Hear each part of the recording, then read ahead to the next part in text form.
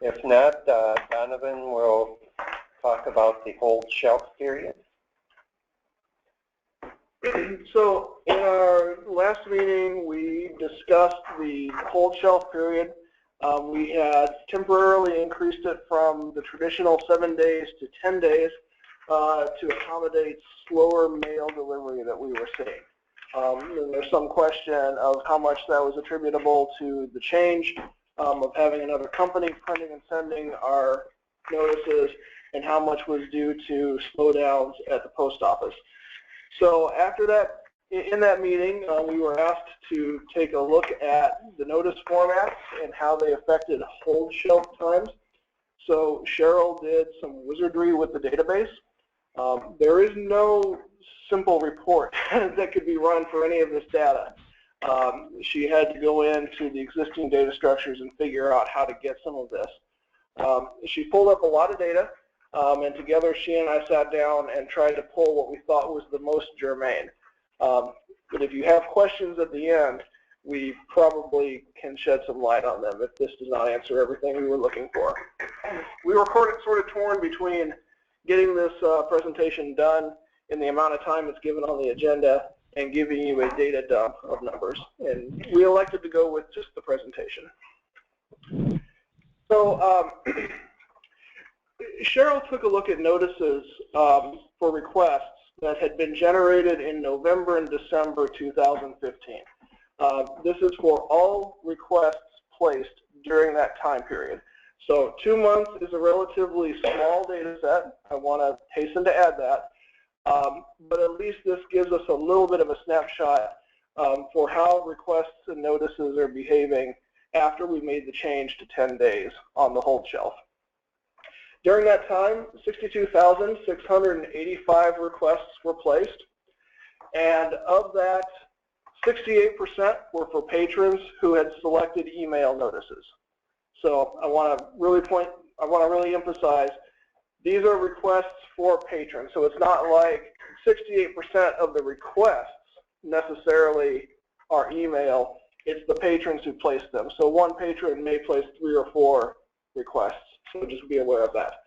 So 68 were placed by patrons who had selected email notices, and 32% were for patrons who had selected print notices.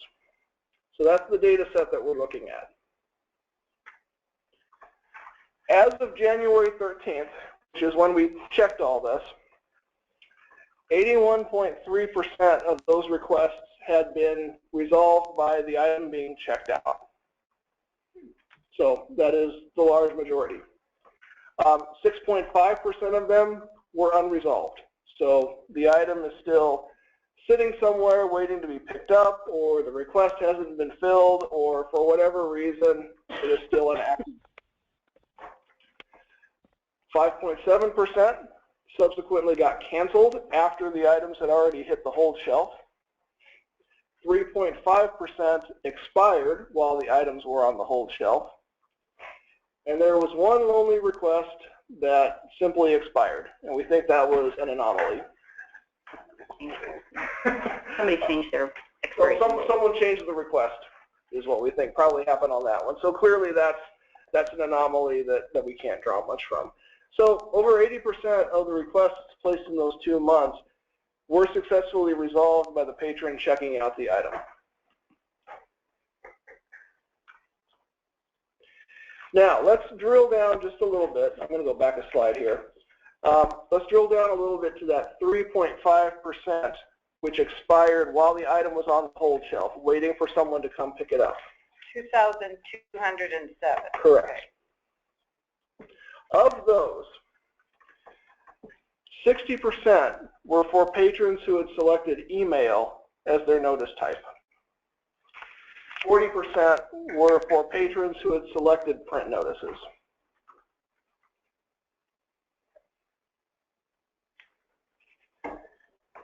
So based on this admittedly small data set, the conclusions that Cheryl and I came to, and she can speak for herself if she disagrees with this, but she agreed before the meeting.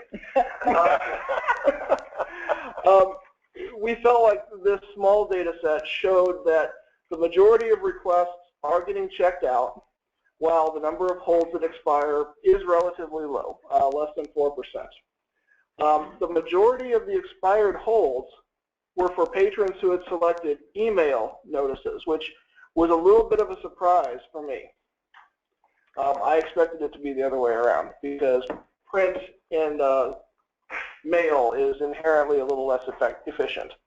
But based on this, we don't feel that the print notice delivery times were a major factor in holds expiring before patrons could get to the library.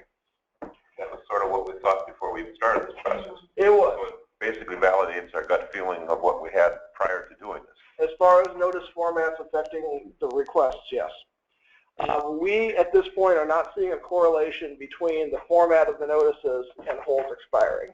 Now, there are other issues in play. This is a very complicated question, but based on the discussion in the last meeting, our understanding was that we were really interested in looking at the notice formats. So we're not seeing any correlation there.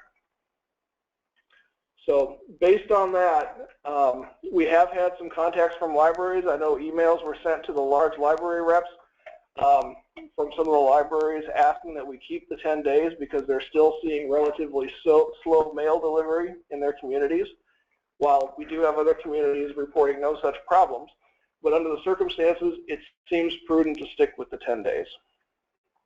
And we have this down as an action item in the hope that we can get a recommendation on that so that we can close this one out. But having said that, I'll throw the floor open for discussion. Yeah.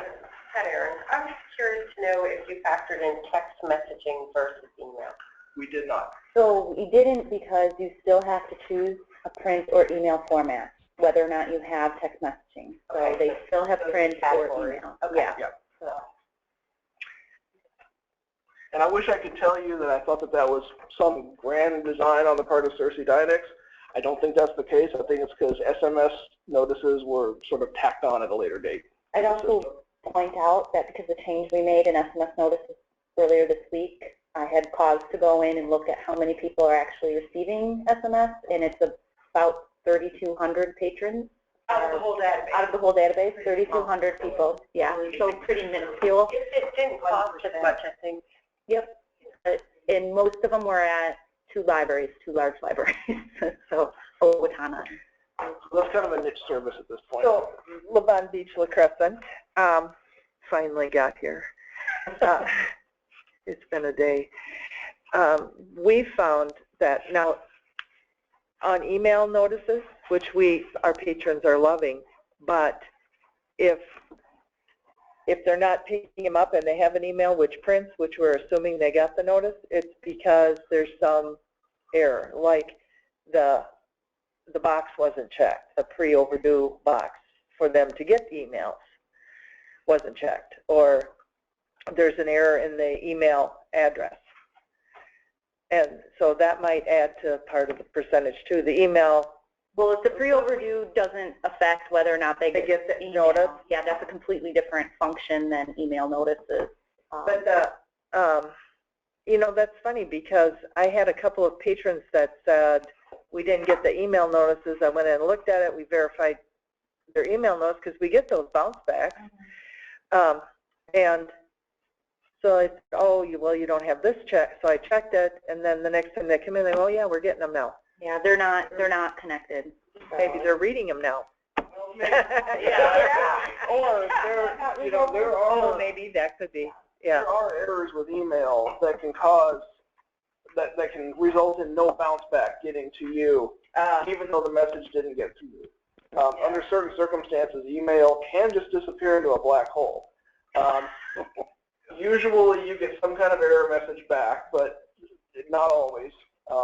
And of course, that doesn't account for spam and malware filtering that can also cause a message to disappear, even if other ones that seem similar do get through. I would also mention the Horizon system now does do some checking of the mail formats, so that if you put in an email with an incorrect format, like you don't have the @ sign or something like that, it will flag you. But it has not always had that functionality. We do see sometimes older email addresses that have been put into patient records that are not correct. I'm looking at Tyler to make sure I'm saying that right. Actually, I cleaned them all up this last summer, Okay, and well, I they've put been blocks and cleaned I up got rid of now. the bad ones. But that still doesn't protect from just an invalid address. That maybe the format on it is just fine. It has the @ and the .com exactly where it's supposed to be, but there's a typo. So that would also be another reason it might not get through. But that would, I mean, so some of those that are on the hold shelf expiring, that are getting emailed, that would probably make that number smaller. Probably. If you took out the ones that are having errors for whatever reason, technical issues. I think that's true, yes. So this is Ann Hokinson. Maybe this isn't possible anymore. I don't know, but way a long time ago in another planet, we had a system that would do the telephoning. And I think you guys were talking about that. At one time there was discussion of like telephone notification done centrally, and there were cost concerns and local control things. And I'm wondering if the world has changed enough that maybe that would actually, that old school technology would actually be a solution.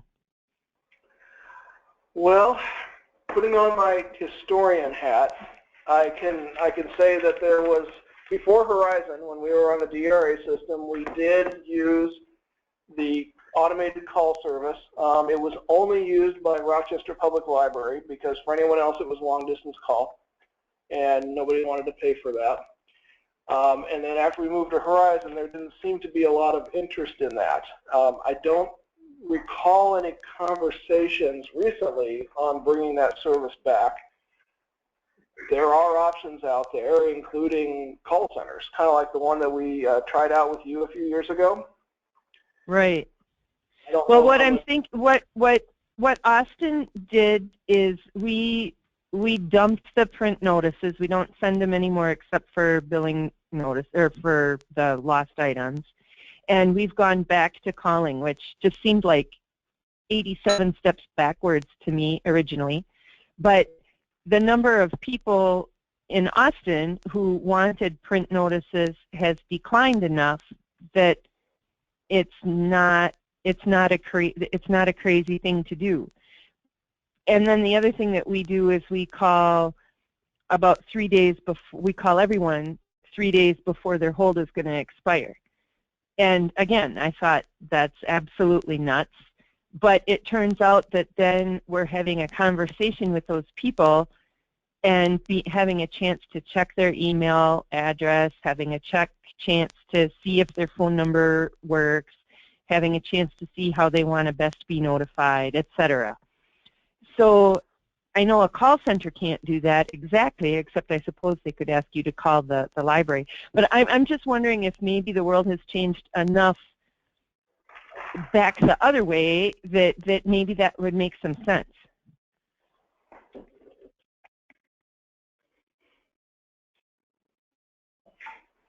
The only thing that I can think of that has changed is now that the fee structures have changed within telcos, we don't have to worry about long distance in most cases anymore.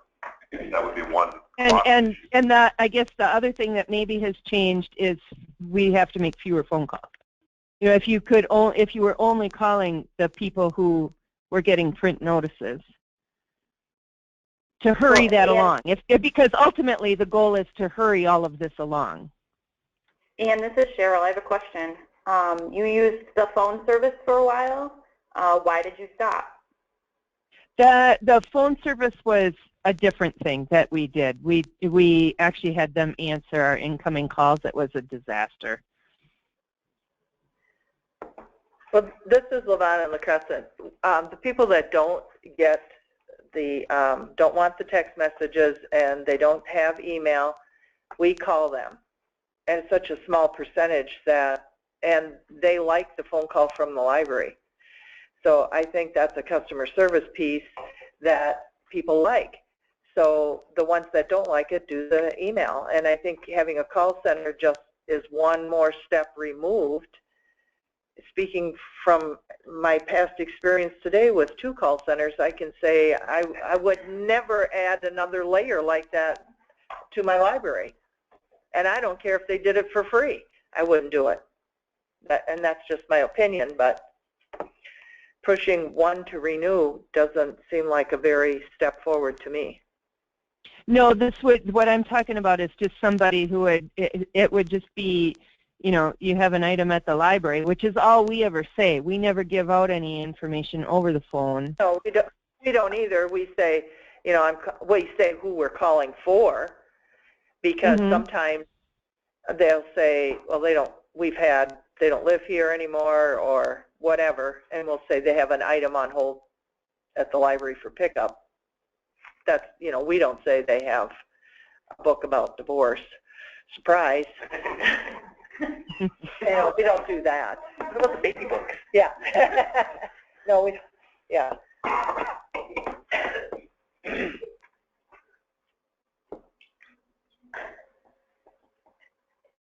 So are we waiting for a motion then? I'm doing some quick searching on Cersei Dynix's website to see if there's even a voice automation kind of thing. The company we're using for our print notices, UMS, they actually will do phone calls to people for price. I mean, you have to pay per call, and you have to set it up, so it's possible to do, but we'd have to pay for it for each call, and that also means other projects that staff wouldn't be working on to set up phone calls, which maybe isn't the best use. Not my decision, but. So Ann, how much are you really wanting us to spend time looking into this? I think we could ask libraries if they would be interested in that. I mean, that would be, I mean, I don't know if I'm interested because I don't know how much it would cost. So, and maybe it's going to continue to decline, so I don't know. I just thought, well, we do spend a lot of money on print notices, or some of us do, and maybe that isn't even true. I don't even know how many people, it can look like we're we have print notices that generate, but now we're not sending them. So does that count as a print notice person? Well, in the database, they're still listed as print notice, but you're not being charged. Right, but we're not mailing them anything anymore. I don't know when we made the change. Maybe if we did that in November or December, I can't recall. I think we did it before that. So, now we're actually telephoning them. We do not send them a print notice anymore. Are you just talking about hold? But you were also just talking about right, hold. Decision to do that in November. Hold notices, yeah. So that doesn't necessarily pertain to all public libraries, and it certainly does not pertain to schools. Reasons is a print notice? Yes. Yes. That is what the borrower has chosen in their record. And Horizon is still generating a print notice. Yep. It's just that Austin is choosing not to print and mail it. And call instead. Right. Instead of processing it that way. Right. Okay. And we do that in the circulate when you do the notice review. You're choosing take no action. Yeah. Well, I think we could have a motion on the original, if someone would like to make it, because if we want to pursue this or look more into it, we should be able to still act on the Whole shelf period. Right. Yeah, the whole shelf period. So if someone would like to make a motion. Right now it's to keep it at 10 days, right? Well, I guess it would be up to whoever wants to make the motion. I'll make a motion to keep the notice at 10 days. I'm sorry, I Ann. second. Okay, the motion has been moved and seconded. Any other discussion? If not, I do have a point of clarification. Austin Public Library was the reason primarily why we moved to 10 days, or were there other libraries also concerned? Winona Public. We got. Go ahead, Ann. I was because we have the only feedback I got at all was from 2 people who asked us to keep it at 10 days. Were they both at Winona? They were both at Winona, I believe. So Winona Public emailed in to the large library representatives, and I was included in that as well, asking that we keep it at 10 days. That was their input. Historical question, where was it at before we started this whole process of going from whatever to 7? What were we at before? 10 days, 7. No, everybody has their own. Everybody had their own, and then we consolidated, we went to 7. 7 wasn't working, and now we're here at 10. 10, yeah. Historically, I'm just getting a little confused as far as where we've been. Okay. Okay, all in favor? Aye. Aye. Aye. Aye. Opposed? Aye. Okay, we have one vote against, so I guess the motion passed.